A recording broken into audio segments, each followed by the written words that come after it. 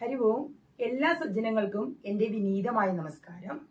ഇന്ന് ശ്രീമദ് നാരായണീയത്തിലെ രണ്ടാമത്തെ ദശകമായ ഭഗവത് സ്വരൂപ മാധുര്യവും ഭക്തി മഹത്വവും അതിലെ ഒന്നാമത്തെ ശ്ലോകം വായിച്ചിട്ട് അതിന്റെ അർത്ഥം പറയാം. ഒന്നാമത്തെ ദശകം നമ്മൾ ഇതിനകം മനസ്സിലാക്കി കഴിഞ്ഞു. അതിന്റെ വീഡിയോസ് ഞാൻ പ്ലേലിസ്റ്റിൽ അപ്ലോഡ് ചെയ്തിട്ടുണ്ട്. അതിന്റെ ലിങ്ക് ഞാൻ ഡിസ്ക്രിപ്ഷൻ ബോക്സിലും ആഡ് ചെയ്യാം കേട്ടോ. കാണാത്തവരുണ്ടെങ്കിൽ കാണാം. ഓം നമോ ഭഗവതേ വാസുദേവായ. ഓം ശ്രീകൃഷ്ണ പരമാത്മനേ നമഃ. ഓം ശ്രീ ഗുരുഭ്യോ നമഃ.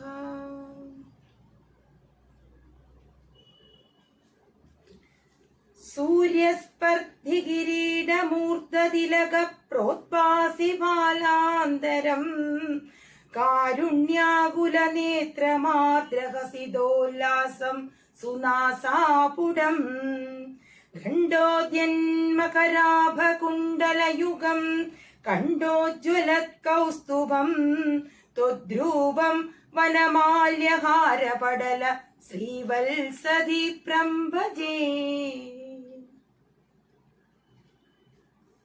നമ്മള് ആദ്യത്തെ ദശകത്തില് പരബ്രഹ്മസ്വരൂപിയായ ഗുരുവായൂരപ്പനെ ആയിരുന്നു വർണ്ണിച്ചിരുന്നത്. ഈ ദശകത്തില് ഭഗവാന്റെ വ്യക്തമായ ഒരു സ്വരൂപ വർണ്ണനയാണ്.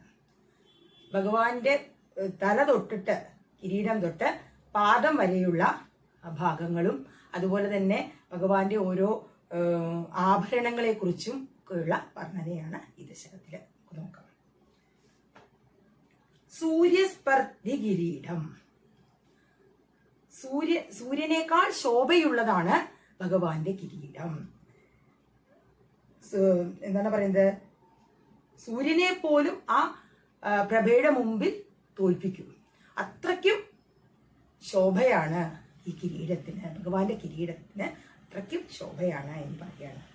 പിന്നെ ഊർധതിലക പ്രോദ്ഭാസി പാലാന്തരം. ഊർധം പറഞ്ഞ മുകളിലേക്ക്, തിലകം തിലകം എന്താ എന്ന് പറഞ്ഞ എന്താണ്? ഗോപിക്കുറി. ഭഗവാന്റെ ആ ഗോപിക്കുറി ഇങ്ങനെ മുകളിലേക്ക് ഇങ്ങനെയുള്ള നീട്ടി ഇങ്ങനെ വരച്ചിരിക്കുകയാണ് ഗോപിക്കുറി. പ്രോദ്ഭാസി ഫാലാന്തരം. പ്രോദ്ഭാസി പറഞ്ഞ എന്താണ്? ശോഭിക്കുന്നു. ഫാലം പറഞ്ഞു കഴിഞ്ഞാല് നെറ്റി. ഫലാന്തരം എന്ന് പറഞ്ഞാൽ നെറ്റിത്തടം. ആ നെറ്റിത്തടത്തില് ആ ഗോപിക്കുറി ഇങ്ങനെ ഇങ്ങനെ മുകളിലേക്ക് നീട്ടിയിട്ട് ഇങ്ങനെ വരച്ചിരിക്കുന്ന ആ ഗോപിക്കുറി ഇങ്ങനെ നെറ്റിയിൽ ഇങ്ങനെ ശോഭിക്കുന്നു. നെറ്റിത്തടത്തിൽ ഇങ്ങനെ ശോഭിച്ചു നിൽക്കുകയാണ്. അപ്പോ ആദ്യത്തെ ലൈനില് കിരീടത്തെ കുറിച്ചിട്ട് പറഞ്ഞു. ഭഗവാന്റെ കിരീടം വളരെ സൂര്യനേക്കാൾ ശോഭയുള്ളതാണ് ആ കിരീടം. അതുപോലെ തന്നെ ഈ ഗോപിക്കുറി എന്ത് ചെയ്യുന്നു? ഇങ്ങനെ നീട്ടി വരച്ചിട്ട് ഉള്ള ഗോപിക്കുറി ആ നെറ്റിത്തടത്തിൽ ഇങ്ങനെ ശോഭിച്ചു നിൽക്കുകയാണ്. ഇനി ഭഗവാന്റെ നേത്രം, കണ്ണുകൾ എങ്ങനെയാണ് എന്ന് പറയാണ്. കാരുണ്യാകുല നേത്രം. കാരുണ്യം ഇങ്ങനെ നിറഞ്ഞു തുളുമ്പുന്നതാണ് ഭഗവാന്റെ നേത്രം എന്ന് പറയാണ്. ഈ ഭക്തന്മാരുള്ള കാരുണ്യവും വാത്സല്യവും സ്നേഹവും ഒക്കെ നിറഞ്ഞു തുളുമ്പുന്നതാണ് ഭഗവാന്റെ ആ കണ്ണുകള്. പുണ്ടരീകാക്ഷൻ എന്നാണ് പറയുക. പുണ്ടരി എന്ന് പറഞ്ഞാൽ താമരക്കണ്ണനാണ് ഭഗവാൻ എന്നാണ് പറയുന്നത്. ആ ഭഗവാന്റെ ആ താമരക്കണ്ണില് എന്താണ്? താമരയുടെ ആകൃതിയുള്ള ആ കണ്ണിൽ എന്തുണ്ട്? ഇങ്ങനെ കാരുണ്യം ഇങ്ങനെ നിറഞ്ഞൊടുകയാണ്. ആർദ്രഹസിതോല്ലാസം സുനാസാപുടം. ആർദ്രഹസിതം, ആ ഭക്തന്മാരോടുള്ള ആർദ്രം നിറഞ്ഞിട്ടുള്ള ആ പുഞ്ചിരി, ഭക്തന്മാരോടുള്ള ആ കുളിർമയേറിയ പുഞ്ചിരിയാണ് ഭഗവാന്റെ അതാണ് പറയുന്നത്. പിന്നെ സുനാസാപുടം. ഇനി ഭഗവാന്റെ മൂക്ക് എങ്ങനെയാണ്? സുവർണ നല്ല ഭംഗിയുള്ളതാണ് ഭഗവാന്റെ മൂക്ക്. വളരെ നല്ലൊരു ഭംഗിയുള്ള മൂക്കാണ് എന്ന് പറയാണ്. ഇനി ഖണ്ഡോദ്യൻ മകരാഭ കുണ്ഡലയുഗം. ഖണ്ഡം എന്ന് പറഞ്ഞാൽ എന്താണ്? കവിൾത്തടങ്ങൾ എങ്ങനെയാണ്? ഉദ്യൻ, ഖണ്ഡോദ്യൻ. ഉദ്യൻ എന്ന് പറഞ്ഞാൽ അങ്ങനെ ശോഭിക്കുകയാണ്. കവിൾത്തടങ്ങൾ ഇങ്ങനെ ശോഭിച്ചിങ്ങനെ നല്ല കണ്ണാടി പോലെ ഇങ്ങനെ തിളങ്ങി നിൽക്കുകയാണ് ഭഗവാന്റെ ആ കവിൾത്തടങ്ങള്. മകരാഭ കുണ്ഡലയുഗം. മകരം എന്ന് പറഞ്ഞു കഴിഞ്ഞാൽ എന്താണ്? ഒരു പ്രത്യേകതരം ഒരു മത്സ്യത്തിന്റെ പേരാണ്. മകരം എന്ന് പറഞ്ഞാൽ. ആഭ പറഞ്ഞ ശോഭ. കുണ്ടലയുഗം, കുണ്ടലങ്ങള്, യുഗം എന്ന് പറഞ്ഞാൽ 2. അപ്പൊ 2 കുണ്ടലങ്ങള് ഈ ഭഗവാന്റെ കവിളിലിങ്ങനെ മകരത്തിന്റെ ആകൃതിയുള്ള 2 കുണ്ടലങ്ങള് ഇങ്ങനെ ഭഗവാന്റെ കവിൾത്തരങ്ങൾക്ക് ഇങ്ങനെ ശോഭ നൽകുന്നു. ഭഗവാൻ അങ്ങനെ പ്രതിഫലിച്ച് കാണുകയാണ്. ഭഗവാൻ എന്തുകൊണ്ടാണ് പ്രതിഫലിച്ച് കാണുന്നത്? ഈ ഭഗവാന്റെ കവിൾത്തരങ്ങൾ ഇങ്ങനെ കണ്ണാടി പോലെ ഇങ്ങനെ തിളങ്ങി നിൽക്കുകയാണ്. അതുകൊണ്ട് ആ കുണ്ടലങ്ങൾ ഇങ്ങനെ ആ ഭഗവാന്റെ കവിൾത്തരങ്ങളിൽ ഇങ്ങനെ പ്രതിഫലിച്ച് ഇങ്ങനെ തിളങ്ങി നിൽക്കുന്നു എന്ന് പറയാണ്. ഇനി കണ്ഠോജ്വല കൗസ്തുഭം, കണ്ഠം, കണ്ഠത്തില് എന്താണ് ഉജ്ജ്വലിച്ച് നിൽക്കുന്നത്? എന്താണ് ശോഭിച്ചു നിൽക്കുന്നത്? കൗസ്തുഭരത്നം. ഭഗവാന്റെ കഴുത്തിൽ ഇങ്ങനെ കൗസ്തുഭരത്നം ഇങ്ങനെ ശോഭിച്ച് തിളങ്ങി ഇങ്ങനെ നിൽക്കുകയാണ്. ഇനി തദ്രൂപം, പ്ലസ് രൂപം, അങ്ങനെയുള്ള ആ ഭഗവാന്റെ രൂപം. വനമാല്യഹാര പടല ശ്രീവത്സദീപ്രംഭജേ. വനമാല, വനമാല എന്ന് പറഞ്ഞാൽ ഭഗവാന്റെ കഴുത്തിൽ എപ്പോഴും ഉണ്ടാവുക വനമാല, എപ്പോഴും ഉള്ളതാണ്. ഭഗവാന്റെ കഴുത്ത് തൊട്ട് പാദം വരെ നീണ്ടു കിടക്കുന്ന ആ വനമാല. അത് തെച്ചിയും തുളസിയും കൊണ്ട് നമ്മൾ വനമാല ഉണ്ടാക്കും. അതുപോലെ ഋതുക്കളിലുള്ള പല പൂക്കള് ഒക്കെ എടുത്തിട്ട് നമ്മള് വനമാല ഉണ്ടാക്കും.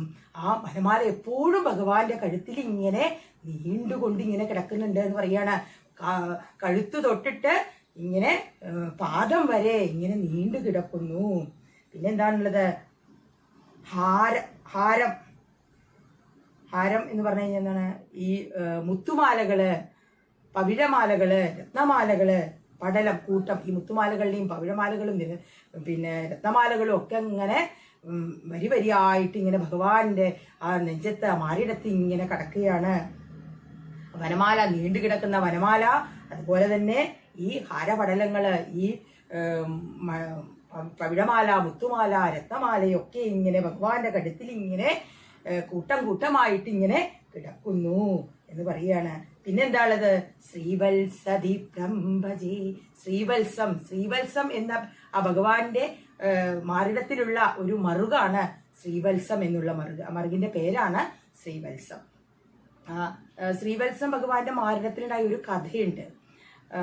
ഈ ത്രിമൂർത്തികളായ ബ്രഹ്മ, വിഷ്ണു, മഹേശ്വരന്മാര് ആരാണ് കേമൻ എന്ന് പരീക്ഷിക്കാൻ വേണ്ടിയിട്ട് ഭൃഗു മഹർഷി ഒരിക്കല് ഈ വിഷ്ണു ഭഗവാന്റെ അടുത്തേക്ക് പോയി അത്രേ. ആ സമയത്ത് ഈ വിഷ്ണു ഭഗവാൻ ഈ മഹാലക്ഷ്മിയുടെ മടിയിൽ ഇങ്ങനെ കിടന്ന് ഇങ്ങനെ മയങ്ങുകയായിരുന്നു. ആ സമയത്ത് ഈ ഭൃഗു മഹർഷി എന്ത് ചെയ്തു? ഈ ഭഗവാന്റെ മാറിടത്തിലേക്ക് ഒരു ചവിട്ടു കൊടുത്തു എന്നാണ് പറയുന്നത്. ഒന്ന് ചവിട്ടിയപ്പോ ഈ ഭഗവാൻ വേഗം ചാടി എഴുന്നേറ്റ് എന്ത് ചെയ്തു? ദേഷ്യമൊന്നും ഇല്ലാതെ പുഞ്ചിരിച്ചുകൊണ്ട്, ഭഗവാൻ എപ്പോഴും ദേഷ്യമൊന്നും വരില്ലല്ലോ ഭഗവാൻ എന്ത് ചെയ്തു? പുഞ്ചിരിച്ചുകൊണ്ട് ഈ ഭൃഗു മഹർഷിയുടെ തൃപാദങ്ങളിൽ സാഷ്ടാംഗം നമസ്കരിച്ചു അത്രേ. എന്നിട്ട് പറഞ്ഞു അത്രേ, എന്താ പറഞ്ഞത്? ഈ പാട്, ഈ അങ്ങ് ചവിട്ടിയ ഈ പാട് ഞാൻ ഇന്നും സൂക്ഷിക്കും. ആ പാടാണ്, ആ ചവിട്ടിയ ആ പാടാണ് ശ്രീവത്സം എന്ന മറുക് എന്ന് പറയപ്പെടുന്നു. അതാണ് ഒരു കഥ. അപ്പോ അങ്ങനെയുള്ള ആ ശ്രീവത്സം എന്ന മറുക് ഇങ്ങനെ ശോഭിച്ചു നിൽക്കുന്നു. അപ്പൊ എന്തൊക്കെയാണുള്ളത്? മാറിടത്തിൽ എന്തുള്ളത്? വനമാല, നീണ്ടു കിടക്കുന്ന കഴുത്ത് തൊട്ട് പാദം വരെ നീണ്ടു നിൽക്കുന്ന വനമാല. അതുപോലെ തന്നെ ഹാരപടലം, എന്തൊക്കെയാണുള്ളത്? മുത്തുമാലകള്, പവിഴമാലകള്, രത്നമാലകള് ഒക്കെയുള്ള അതിന്റെയൊക്കെ കൂട്ടം ഇങ്ങനെ നിരനിരയായിട്ട് ഇങ്ങനെ കിടക്കുകയാണ്. അതിനു പുറമെ ശ്രീവത്സം എന്ന മറുകും ആ മാറിടത്തിലുണ്ട്. അങ്ങനെ ആ ഭഗവാൻ ഇങ്ങനെ ശോഭിച്ചു നിൽക്കുകയാണ്. അപ്പോ നമ്മള് ഭഗവാന്റെ തല തൊട്ടിട്ട് നെഞ്ചു വരെയുള്ള ആ ഭാഗത്തെയാണ് നമ്മള് ഇപ്പൊ ഇതുവരെ വർണ്ണിച്ചത്. അതില് എന്താണ്? ആ മാറിടത്തില് എന്തുണ്ട്? വനമാലയും ഹാരപടലം, മുത്തുമാലകള്, ഹാരം പറഞ്ഞാണ് മുത്തുമാലകള്, പവിഴമാലകള്, രത്നമാലകള്, അതിന്റെയൊക്കെ അങ്ങനെ കൂട്ടം അങ്ങനെ ഉണ്ട്. അതുപോലെ തന്നെ കണ്ഠത്തില് കൗസ്തുഭ രത്നം ഒക്കെയുള്ള, അതുപോലെ തന്നെ പിന്നെന്തുണ്ട്? ശ്രീവത്സം എന്നുള്ള ആ മറുകും അങ്ങനെ ശോഭിച്ചു നിൽക്കുന്ന ആ ഭഗവാനെ ഞാനിതാ ഭജിക്കുന്നു എന്ന് പറയുകയാണ്. അപ്പോ ഇതില് കിരീടം തൊട്ടിട്ട് പിന്നെ നെഞ്ചു വരെയുള്ള ഭാഗങ്ങളാണ് ഈ ശ്ലോകത്തിൽ മനസ്സിലാക്കിയത്. ഇനി പാദം വരെയുള്ളത് ബാക്കി അടുത്ത ശ്ലോകത്തിൽ നമുക്ക് മനസ്സിലാക്കാം കേട്ടോ. അപ്പൊ ഇന്ന് ഞാൻ ഈ ഒരു പ്രാവശ്യം കൂടി ഈ ശ്ലോകം വായിക്കാം. സൂര്യസ്പർദ്ധി കിരീടമൂർധ്വതിലക പ്രോദ്ഭാസി ഭാലാന്തരം കാരുണ്യാകുല നേത്രമാദ്രഹസിതോല്ലാസം സുനാസാപുടം ഖണ്ഡോദ്യന്മകരാപകുണ്ഡലയുഗം കണ്ഠോജ്വലത് കൗസ്തുഭം തുദ്രൂപം വനമാല്യഹാരപടല ശ്രീവത്സതി പ്രംഭജേ. അപ്പോൾ ഞാൻ പറയുന്നതൊക്കെ നിങ്ങൾക്ക് ഇഷ്ടമാവുകയാണെങ്കിൽ നിങ്ങൾ ലൈക്ക് ചെയ്യുക, കമൻറ്റ് ചെയ്യുക, അഭിപ്രായങ്ങളൊക്കെ കമൻറ്റിലൂടെ അറിയിക്കുക, മറ്റുള്ളവരിലേക്ക് ഷെയർ ചെയ്ത് കൊടുക്കുക കേട്ടോ.